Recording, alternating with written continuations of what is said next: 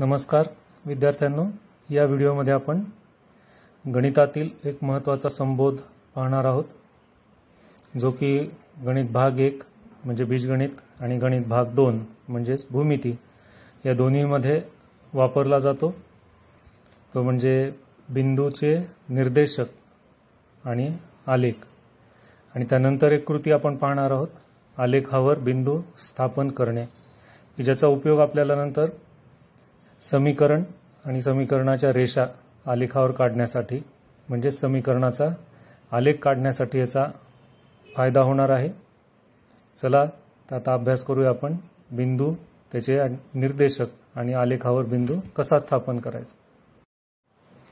या ठिकाणी पहा, 1 2 3 4 5 6 या उभ्या ओळी आहेत आणि 1 2 3 4 5 6 या आडव्या ओळी आहेत।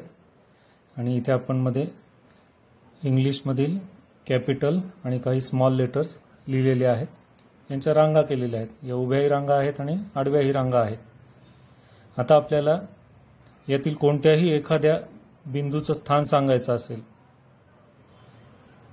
तर ते सांगताना तो बिंदू उभ्या कितव्या ओळीत आहे आणि आडव्या कितव्या ओळीत आहे हे जेव्हा आपण सांगू तेव्हाच त्याचं निश्चित स्थान कळेल।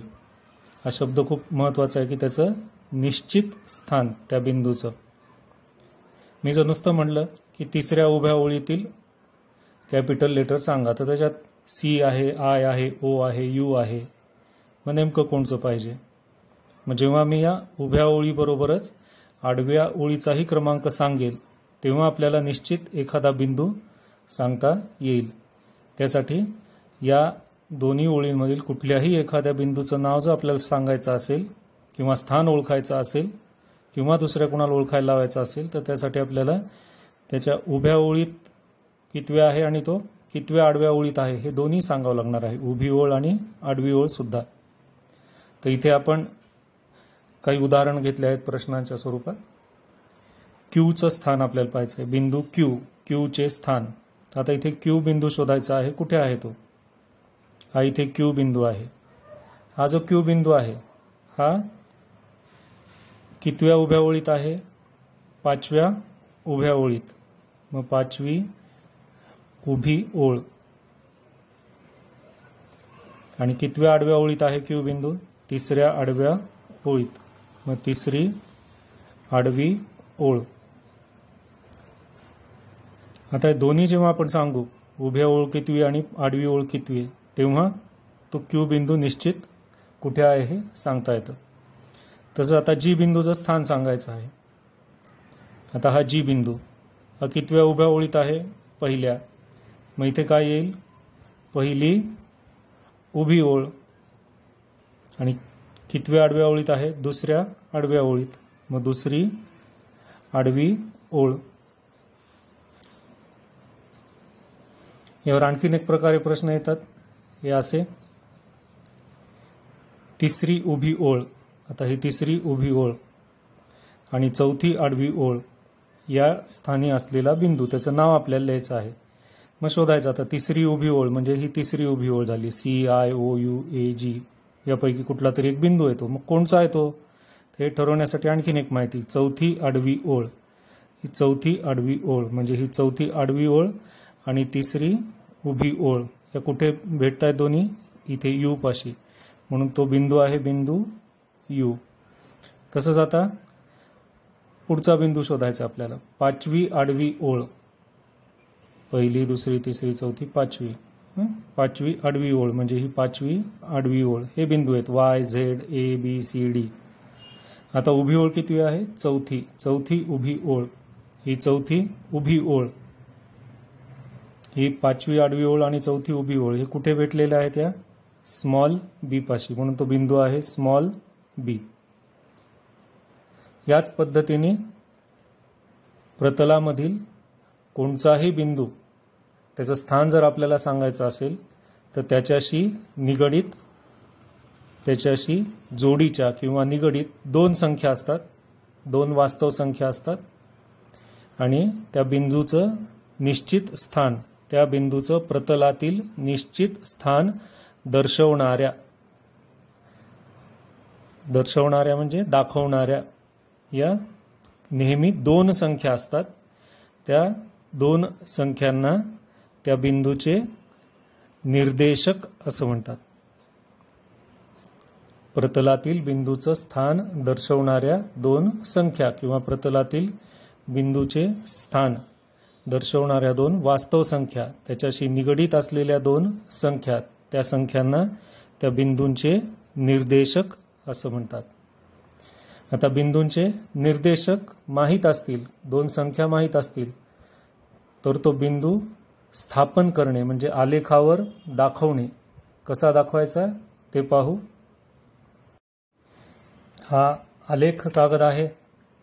याचा वापर तुम्ही इयत्ता 7वी 8वी मध्ये स्तंभालेख काढण्यासाठी केलेला आहे. जोड स्तंभालेख, विभाजित स्तंभालेख. आता याच आलेख कागदाचा वापर आपल्याला वेगळ्या अनुषंगाने करायचा आहे. या आलेखावर आपल्याला बिंदू स्थापन करायचे आहेत. बिंदूचं स्थान दाखवायचं आहे, निश्चित स्थान. मग त्यासाठी त्याच्याशी संबंधित काही गोष्टी आपल्याला शिकायच्या आहेत.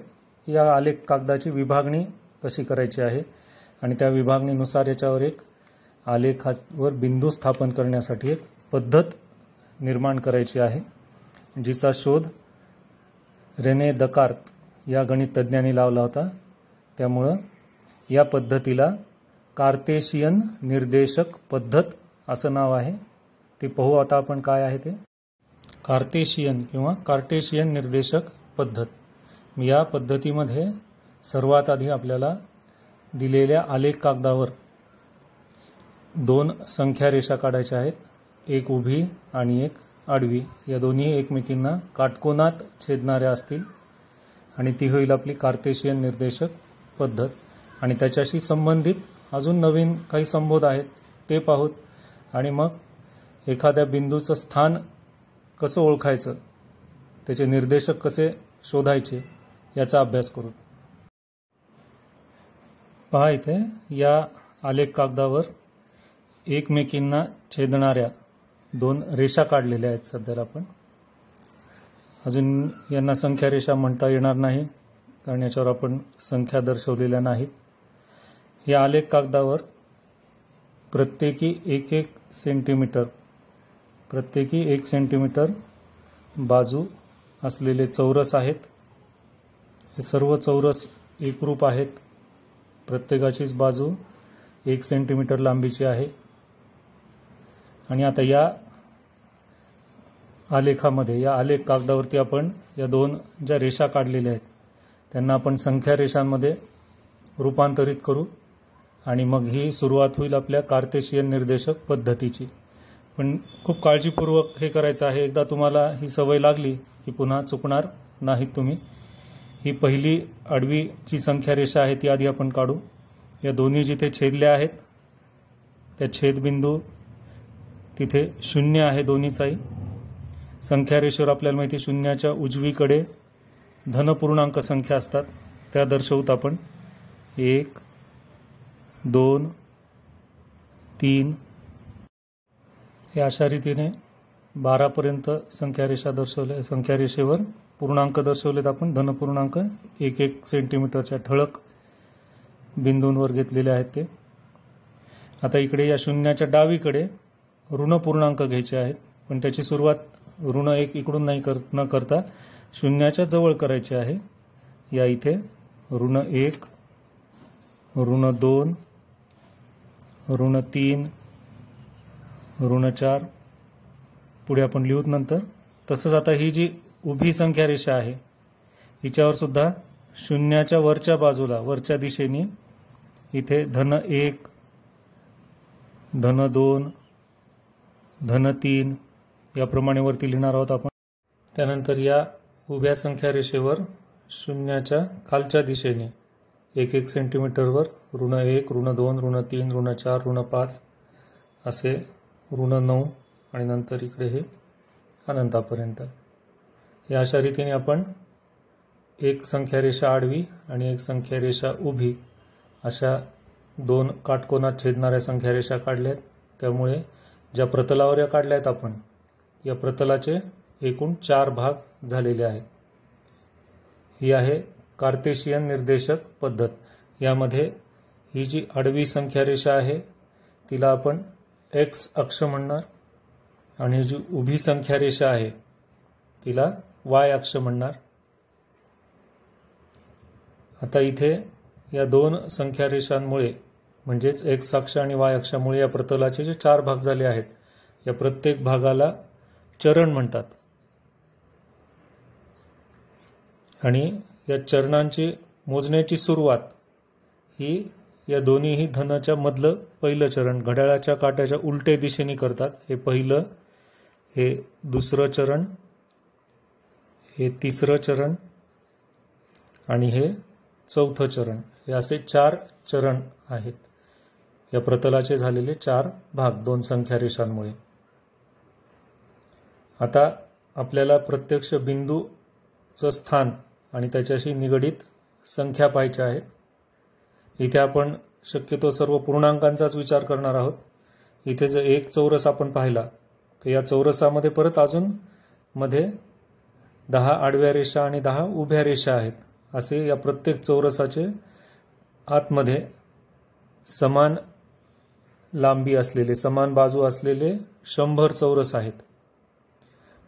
म्हणजेच इथे 10 आडव्या रेषा आणि 10 उभ्या रेषा आहेत. तर इथे आपण अपूर्णांक सुद्धा घेऊ शकतो. 1, नंतर 1.3, 1.5, 1.6, 1.7. तर सध्या आपण फक्त पूर्णांकांचा विचार करणार आहोत. आता पाहू आपण बिंदू स्थापन करताना नेमकं काय करायचं ते. आता या ठिकाणी या कार्तेशियन निर्देशक पद्धतीवर इथे आपण टी बिंदू घेतलेला आहे. आता या टी बिंदूशी निगडित 2 संख्या आपल्याला शोधायच्या आहेत, तिचं स्थान दर्शवणाऱ्या. म्हणजेच या टी बिंदूचे निर्देशक आपल्याला शोधायचे आहेत. हे शोधण्यासाठी सगळ्यात आधी काय करायचं, या टी बिंदूवरून एक्स अक्षावर एक लंब काढायचा आहे. म्हणजे एक्स अक्षाशी निगडित संख्या पहिली शोधायची आणि दुसरी वाय अक्षाशी निगडित संख्या शोधायची. ते झाले त्याचे 2 निर्देशक. इथे सुरुवातीला आपण सराव म्हणून हे करणार, नंतर हे लंब काढण्याची सुद्धा गरज नाही. हा पहिला लंब काढला टी बिंदूवरून एक्स अक्षावर, तो 7 या पूर्णांकाला छेदलाय, धन 7. त्यानंतर याच टी बिंदूवरून वाय अक्षावर लंब काढायचा आहे.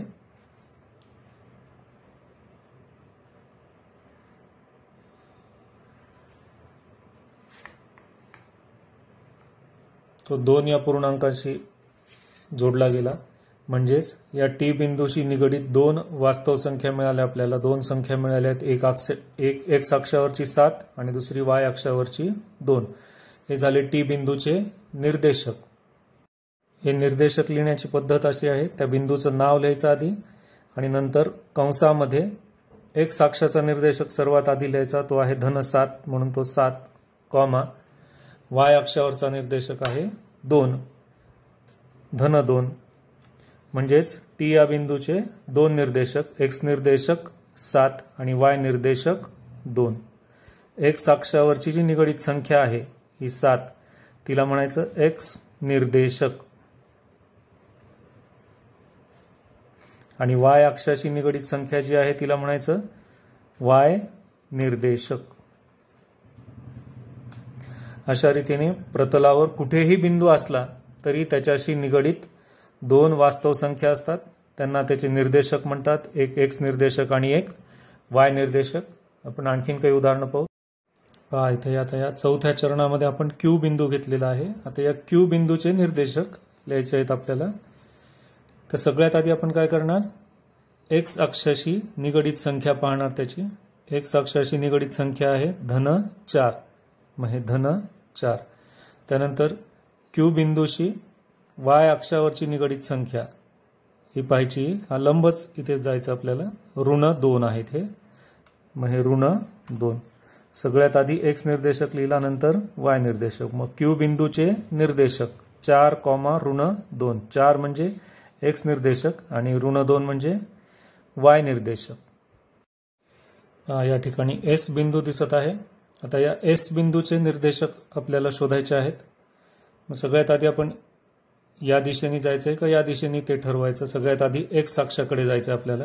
मग एक्स अक्षाशी निगडित संख्या आहे ऋण 4, मग तो एक्स निर्देशक झाला त्याचा ऋण 4. आता या एस बिंदूशी निगडित वाय अक्षावरची संख्या ती आहे धन 2, वरच्या दिशेने म्हणून धन 2.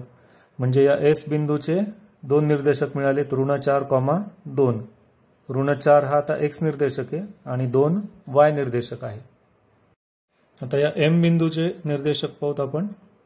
एम बिंदूशी निगडित एक्स अक्षावरची संख्या म्हणजे या ठळक रेषेवर जायचं आपल्याला, इथे आहे ऋण 3.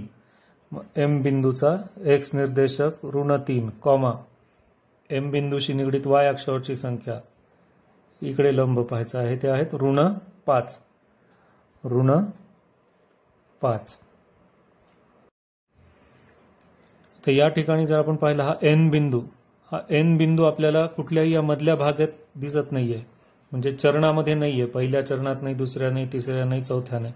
मग तो आहे नेमका कुठे? तर या आडव्या संख्या रेषेवर म्हणजेच एक्स अक्षावर आहे. एक्स अक्षावर आहे. आता या एक्स अक्षावर असलेल्या बिंदूचे निर्देशक कसे लिहायचे? तर या बिंदूची एक्स अक्षाशी निगडित संख्या आहे धन 2. एन बिंदूची एक्स अक्षाशी निगडित संख्या धन 2 आणि हा वाय अक्षाशी निगडित संख्या इथे नसल्यामुळे तो आहे निर्देशक 0. वाय निर्देशक 0. इथे आपण एक्स अक्षावर हा लंब टाकला आणि वाय अक्षाशी जर जोडायला गेलो तर इथे 0 आहेत. इथे एक्स अक्षावर लंब टाकण्यासाठी 2 पर्यंत जाण्यासाठी आपल्याला तो बिंदूच 2 वर असल्यामुळे त्याचा निर्देशक धन 2 एक्स निर्देशक आणि वाय निर्देशक 0. आता या ठिकाणी डी बिंदू, हा डी बिंदू सुद्धा चरणामध्ये नाहीये कोणत्याही. मग हा आहे या संख्या रेषेवर उभ्या, म्हणजेच तो आहे वाय अक्षावरती. मग आता या डी बिंदूतून वाय अक्षावर लंब टाकायचा तर तो आहे ऋण 3 वरच आहे तो.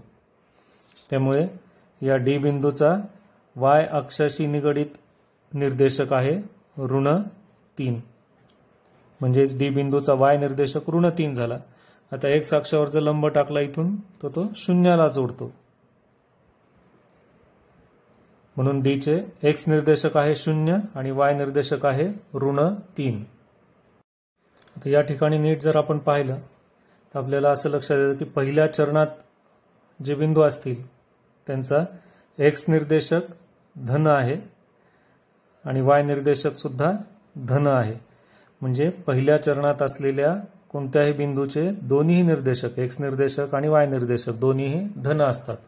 आता या दुसऱ्या चरणात पाहू आपण. घड्याळाच्या काट्याच्या उलट्या दिशेने जायचं. दुसऱ्या चरणामध्ये प्रत्येक बिंदूचा एक्स निर्देशक जो आहे तो धन असतो आणि वाय निर्देशक ऋण. तिसऱ्या चरणामध्ये एक्स निर्देशक पहा इथे ऋण 3 आहे म्हणजे ऋण आहे. वाय निर्देशक ऋण 5 म्हणजे ऋणच आहे. तिसऱ्या चरणामध्ये कोणत्याही बिंदूचे दोन्हीही निर्देशक ऋण असतात. चौथ्या चरणामध्ये जर पाहिलं आपण तर चौथ्या चरणामध्ये एक्स निर्देशक एक्स अक्षाशी निगडित संख्या धन आणि वाय अक्षाशी निगडित संख्या ऋण. म्हणजे चौथ्या चरणातल्या कोणत्याही बिंदूचे एक्स निर्देशक धन असतो आणि वाय निर्देशक ऋण असतो. आता आपण अक्षावरती येऊ. जर एखादा बिंदू एक्स अक्षावर असेल तर एक्स अक्षावरील प्रत्येक बिंदूचा वाय निर्देशक 0 असतो. तसंच वाय अक्षावर जर आपण गेलो तर वाय अक्षावरच्या प्रत्येक बिंदूचा एक्स निर्देशक 0 असतो. या गोष्टी लक्षात ठेवायच्या आहेत. लक्षात नाही आलं तर पुन्हा पुन्हा पहा हे व्हिडिओमध्ये. आधीच्या कृतीमध्ये आपण या बिंदूंचे निर्देशक शोधले. आता पुढच्या कृतीमध्ये आपल्याला बिंदू आणि त्यांचे निर्देशक दिलेले आहेत. तर या बिंदूचं या आलेखावर स्थान दाखवायचं आहे. त्यासाठी आधी ही कार्टेशियन पद्धत काढून घ्यावी लागते. ही एकदा कार्टेशियन पद्धत काढली आलेखावर की मग ह्या बिंदूंचं स्थान निश्चित करायचं आहे. तर इथे आपण आधीच ही कार्टेशियन पद्धत काढलेली आहे पहिल्या कृतीसाठी. आता ए बिंदू स्थापन करायचा आहे आपल्याला. आलेख कागदावर बिंदू स्थापन करणे ही कृती पाहू आता आपण. ए बिंदू स्थापन करायचा आहे. कोणताही बिंदू स्थापन करायचा असला की आधी एक्स निर्देशक पाहायचा. तो कसा आहे? धन 5 आहे. धन 5. मग एक्स अक्षावरचे धन 5 हे धन 5 इथे आहेत. एक्स अक्षावरचे धन 5 या ठिकाणी आहेत. म्हणजे इथून आता आपल्याला वरच्या दिशेने जायचं आहे की खालच्या दिशेने जायचं आहे ते वाय निर्देशकावरून ठरवायचं. आधी एक्स अक्षावरचा धन 5 पाहिला आपण. त्यानंतर वाय अक्षावरचे धन 7, धन म्हणल्यावर वरच्या दिशेने, म्हणजे या धन 5 पासून वरच्या दिशेने धन 7 पर्यंत आपल्याला जायचं आहे. हे धन 5 आणि हे धन 7 हे ज्या ठिकाणी इथे छेदतात हे दोन लंब, म्हणजेच या ठिकाणी आहे बिंदू ए, त्याचा निर्देशक आहे धन 5, धन 7, एक्स निर्देशक वाय निर्देशक. त्याचप्रमाणे आता बी बिंदूचं स्थापन करू आपण. बी बिंदूचा एक्स निर्देशक आहे ऋण 6. पहिला निर्देशक पाहायचा आणि एक्स अक्षावर शोधायचा तो कुठे येते. एक्स अक्षावरचे ऋण 6, मग एक्स अक्षावरची ऋण संख्या डावीकडे इथे आहेत ते ऋण 6. मग आता हे वरच्या दिशेने जायचंय की खालच्या दिशेने जायचंय हे वाय निर्देशकावरून शोधायचं. वाय निर्देशक सुद्धा कसं आहे ऋण 7 आहे.